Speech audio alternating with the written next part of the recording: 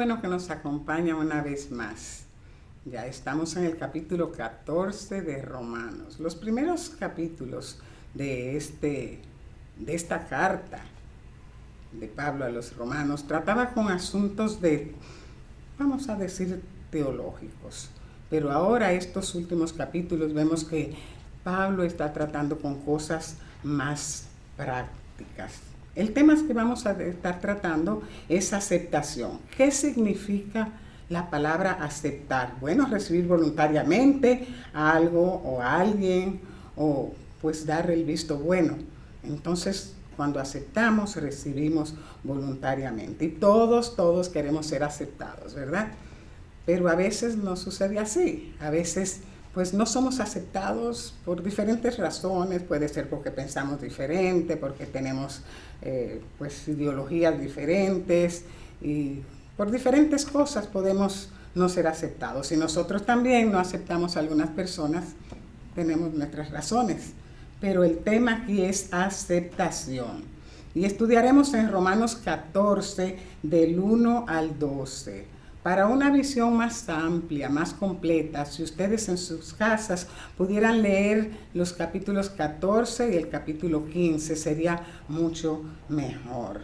El capítulo 14 es el que estaremos tratando nosotros aquí. Pero vamos a ver un resumen, algo más, mirar algo aquí en cuanto a Romanos 14. Primeramente vemos que en la iglesia de Roma habían dos grupos, vamos a decir dos partidos, los débiles y los fuertes, ¿verdad? Y también Pablo pide que se acepten los unos a los otros, que no se juzguen, que no se menosprecien. Y aquí el problema por lo cual había juicio y menosprecio entre unos y otros es un asunto que nosotros podríamos decir que es sencillo, por comida y por días feriados. Es lo que Pablo está tratando.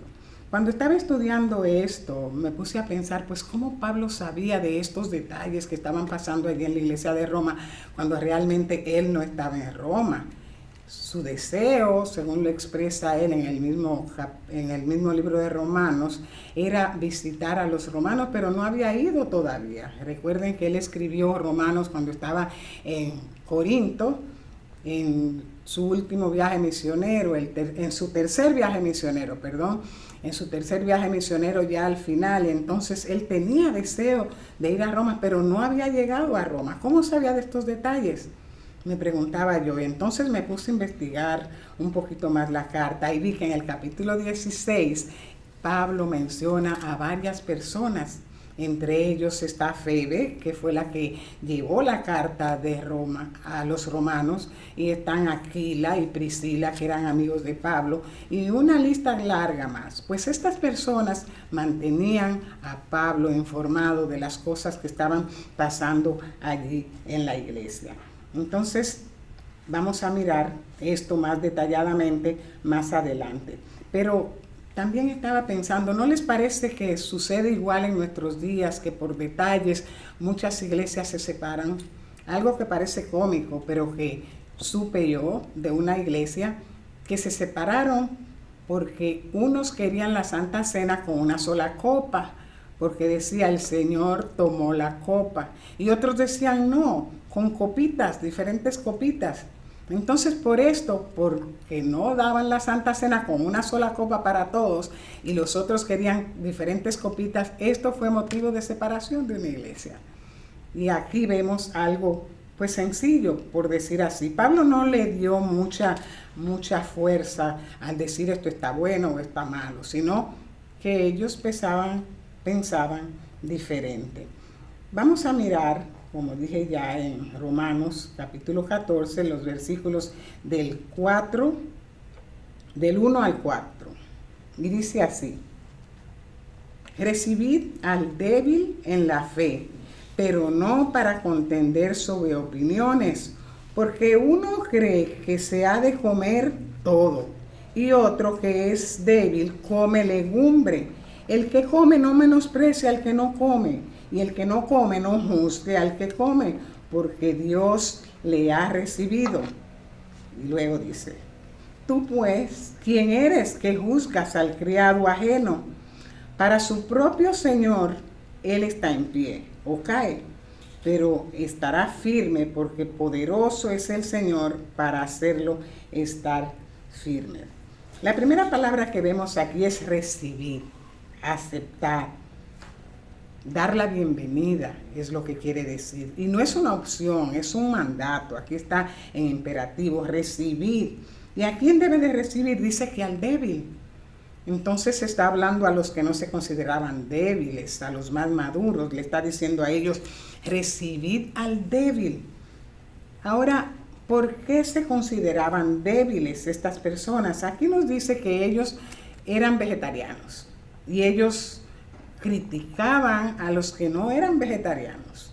¿Por qué estas gentes seguían esto de ser vegetarianos? Recuerden que la iglesia de Roma estaba formada por judíos y por gentiles que tenían diferentes trasfondos.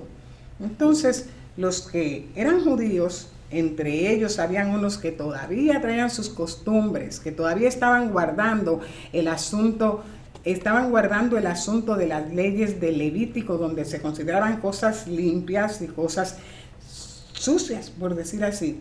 Entonces estas personas puede que eran nuevos, eran inmaduros o no habían sido instruidos, y por esta razón ellos se aferraban a sus costumbres en cuanto a comida. Para Pablo esto no fue nada nuevo, porque ya él había tenido una situación semejante cuando estuvo en Corinto, cuando se estaba tratando de comida, pero en este caso el asunto de la comida era sacrificada a los ídolos, y Pablo tuvo que lidiar con esa situación. Ahora aquí en Roma se presenta nuevamente la cosa de las comidas. Recuerden que esta iglesia, como dije, estaba compuesta por judíos que se consideraban muy ortodoxos y otros que eran más, vamos a decir, liberales. Y esta era la razón por la cual había la división o la crítica. Pues la división no había llegado, pero Pablo veía eso más adelante si continuaban las cosas así. ¿Cuál era el problema? Los que comían carne menospreciaban a los que no comían carne, y los que no comían carne juzgaban a los que comían carne. Entonces, podríamos decir que era una situación un poquito tensa en la iglesia, pero la palabra de Dios nos dice que nosotros no debemos de juzgar en cuanto a comida, en cuanto a bebida o en cuanto a día de reposo, porque el reino de Dios no es ni comida ni es bebida tampoco. ¿Cuál es el consejo que da Pablo en cuanto a esto? No juzguéis. ¿Por qué no juzgar? Bueno, esto no nos toca a nosotros, le toca a Dios. Por eso vemos en el versículo 4 donde dice que nadie puede estar juzgando los siervos ajenos. Eso le toca al amo de esos siervos juzgar. Y entonces nosotros no nos toca juzgar. Eso le toca a Dios. Es asunto que debemos dejar en las manos de Dios y nosotros no usurpar, por decir así, lo que le toca a Él. Otra cosa, eran cosas personales. Eran cosas que ellos pensaban que estaba bien y el otro pensaba que estaba mal.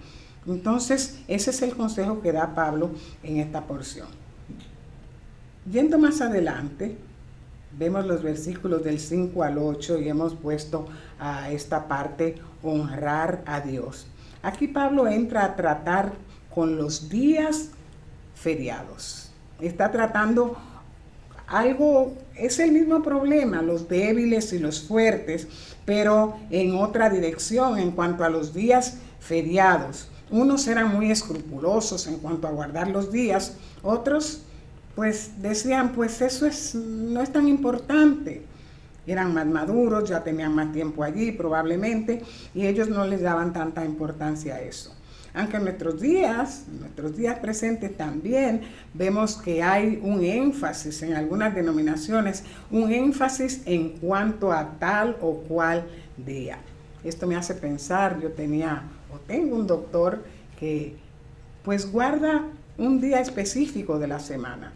Y cuando yo iba a ver al doctor, pues generalmente no me hablaba tanto de mi salud, sino que empezaba a discutir el asunto de cuál día o qué día tú guardas y que empezaba a trabajar con esto. Pero dice la palabra de Dios, nadie juzgue en cuanto a comida ni en cuanto a bebida. Esto está en Colosenses 2:16. Ahora, ¿cuál es el énfasis aquí? Bueno, ¿cuál es la motivación detrás de lo que tú haces? ¿Por qué guardas este día? ¿Qué te motiva a guardar ese día? ¿Parecer muy santo? ¿O que los otros vean como eres tú? Bueno, lo que debe de motivarnos a guardar el día o comer tal o cual comida debe de ser la gloria de Dios. Guarda un día o guarda el otro para la gloria de Dios. Come o no comes para la gloria de Dios. Y aquí Pablo agrega algo más en el versículo 7, voy a leer 14:7, dice, porque ninguno de vosotros vive para sí, ni ninguno muere para sí. Aquí está agregando ahora, o si vivimos, o si morimos, es para la gloria de Dios también. Entonces todo debe ser para la gloria de Dios. En los últimos versículos del 9 al 12, dice que Cristo para esto murió. Lo voy a leer. 14 del 9 al 12. Dice, porque Cristo para esto murió. ¿Para esto? ¿Qué es esto? ¿Para qué fue que murió Cristo? Bueno, para comprarnos a nosotros y le pertenecemos a Él. Para comprarnos, dice la palabra de Dios, que somos comprados por precio. Comprados sois por precio en 2 Corintios 5:15. Somos comprados por precio y debemos glorificar al Señor en nuestro cuerpo y en nuestro espíritu porque somos de Dios. Entonces, leyendo un poquito más adelante, el 10. Pero tú, ¿por qué juzgas a tu hermano? Vuelve otra vez a enfatizar lo mismo. Y tú también, ¿por qué menosprecias? Aquí están las dos palabras, juzgar y menospreciar. Porque todos compareceremos ante el tribunal de Cristo. ¿Qué tiene que ver esto? Que compareceremos ante el tribunal de Cristo. Bueno, aquí no quiere decir que nosotros vamos a llegar delante de Dios juntamente con los perdidos o con los que no conocen al Señor para ser juzgados. No, este tribunal de Cristo se refiere a las obras. Es el juicio por las obras que vemos en 2 de Corintios. Esto es asunto que nosotros estaremos presentándonos delante de Dios.